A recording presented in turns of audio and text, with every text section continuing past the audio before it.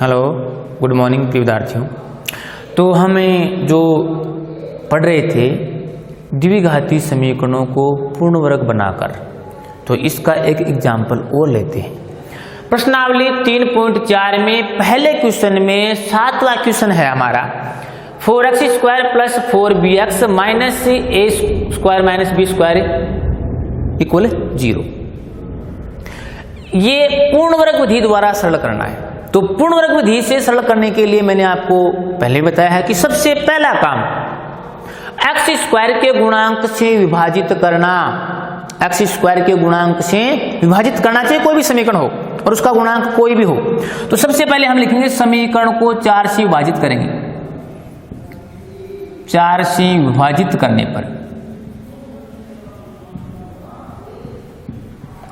पर तो 4x² / 4 plus 4bx / 4 minus into a² - b² / 4 = 0।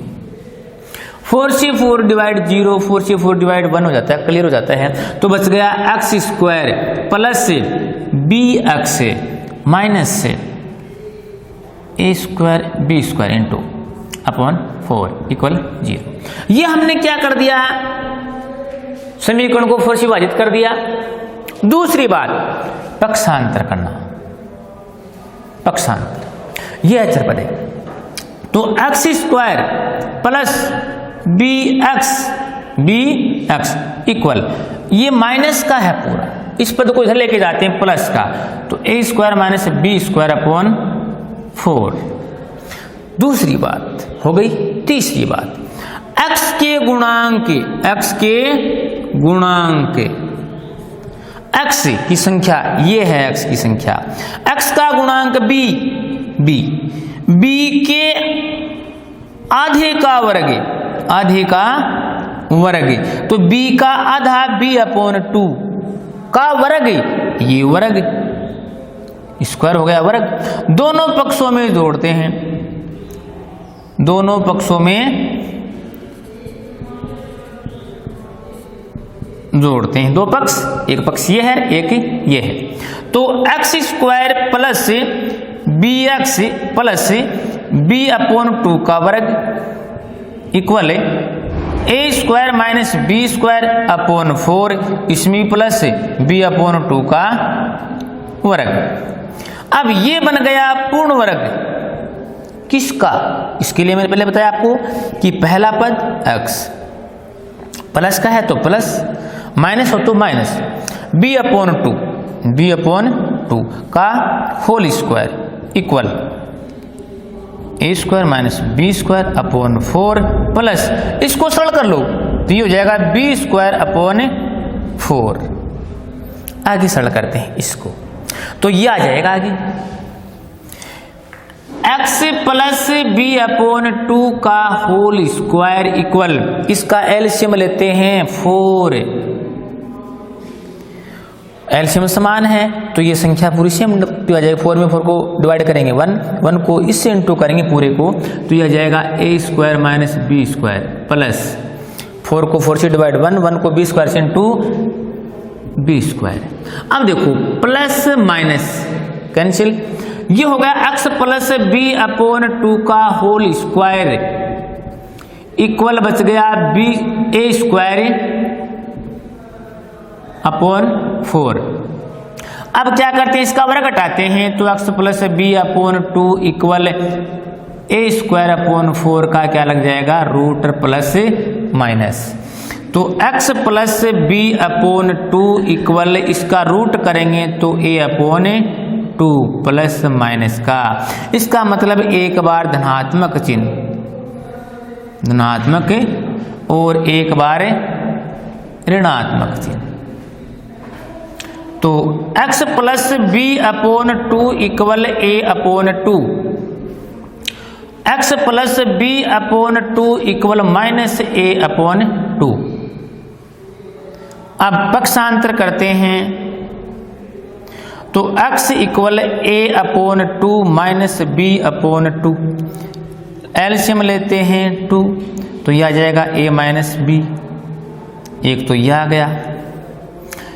x equal -a/2 -b/2,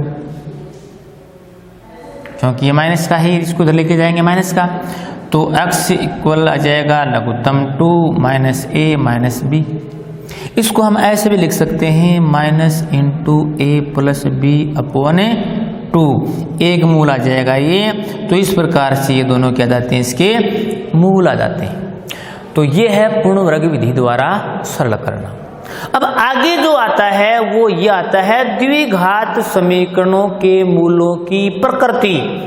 मूलों की प्रकृति का मतलब है बेटे कि जो मूल आएंगे वो किस प्रकार के आएंगे, जो मूल आएंगे वो किस प्रकार के आएंगे। तो ये हो गई हमारी पूर्ण वर्ग विधि द्वारा द्विघाती समीकरणों को सरल करना। अब तीसरी विधि है द्विघाती सूत्र। द्विघाती सूत्र वो है 3.5 प्रश्नावली में। तो उससे पहले हम पढ़ते हैं द्विघाती समीकरणों के मूलों की प्रकृति। मूलों की प्रकृति अब हम ले रहे हैं द्विघात समीकरण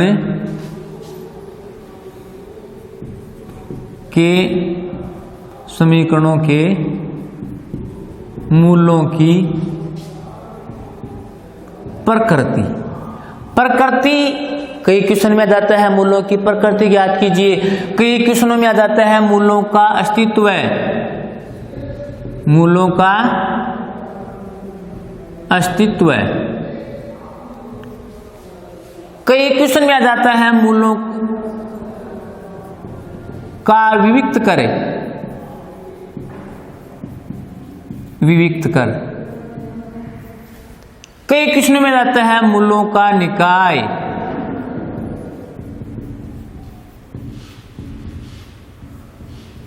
ये सभी एक ही बात है। क्योंकि मूलों की प्रकृति बोल दो, चाहे मूलों का अस्तित्व बोल दो, चाहे मूलों का विविक्त कर बोल दो, चाहे मूलों का निकाय बोल दो। कई बार क्या होता है कि हम पढ़ते हैं इस रूप में कि मूलों की प्रकृति ज्ञात कीजिए, मूलों की प्रकृति ज्ञात कीजिए, और बोर्ड एग्जाम में क्या जाता है कि मूलों का विविक्त कर ज्ञात कीजिए। यह नाम हमारा सुना नहीं होता है, हम कंफ्यूज हो जाते हैं। तो प्रकृति, अस्तित्व, वियुक्त कर, निकाय एक ही बात है। तो इसके लिए इनकी 3 कंडीशन है। 3 कंडीशन है। पहली कंडीशन, यदि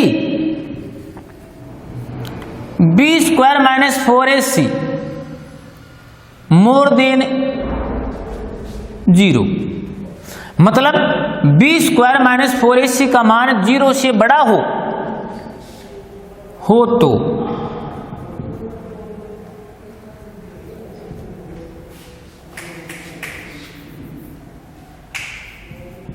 तो समीकरण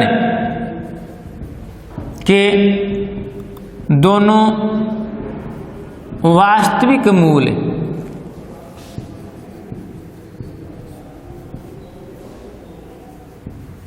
भिन्न भिन्न होंगे।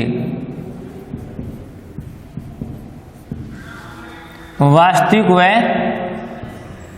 दोनों मूल वास्तविक व भिन्न भिन्न होंगे।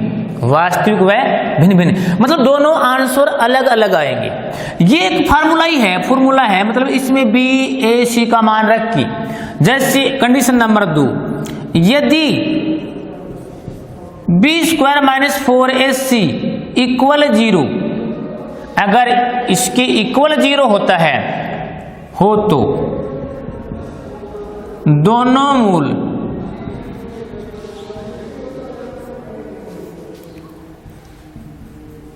वास्तविक व समान होंगे।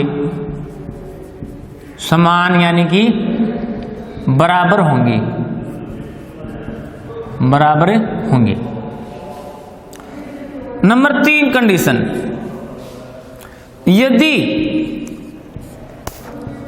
b² - 4ac लेस देन 0, 0 से छोटा हो इसका मान, मतलब माइनस में आ जाए, जीरो से छोटी संख्या कब होती है? जो माइनस होती है। तो समीकरण का कोई मूल नहीं होगा, मतलब काल्पनिक होगा। ये तीन कंडीशन है समीकरणों की मूलों की प्रकृति के लिए। पहली, B square minus 4ac more than 0, मतलब बी स्क्वायर माइनस 4ac का मान 0 से बड़ा हो तो दोनों मूल वास्तविक व भिन्न भिन्न होंगे। बी स्क्वायर माइनस 4ac का मान 0 के बराबर हो तो दोनों मूल वास्तविक समान होंगे, बराबर होंगे, आंसर समान आएंगे। अगर बी स्क्वायर माइनस 4ac का मान 0 से छोटा हो तो कोई मूल्य नहीं होगा, तो समीकरण का कोई मूल्य नहीं होगा। जैसे हम एग्जाम्पल लेते हैं 3.4 में क्वेश्चन नंबर 2, 3.4 प्रश्नावली में क्वेश्चन नंबर 2 का फर्स्ट, क्वेश्चन नंबर 2 का फर्स्ट लेते हैं बेटा। जैसे हमारे बुक में दिया है कि 2x square minus 2√2x plus 1 equal 0, मूलों की प्रकृति ज्ञात कीजिए। मूलों की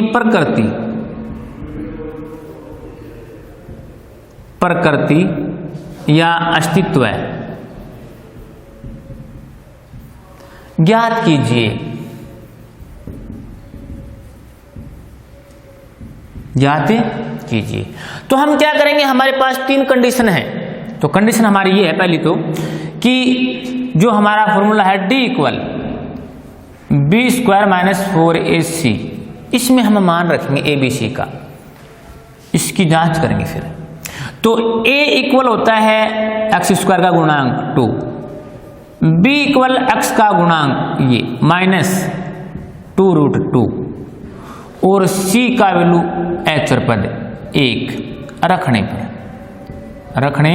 पर a b c का मान रखेंगे, a का मान, b का मान, c का मान। क्यों? क्योंकि ax square plus bx plus c equal 0 द्विघात समीकरण का मानक रूप होता है।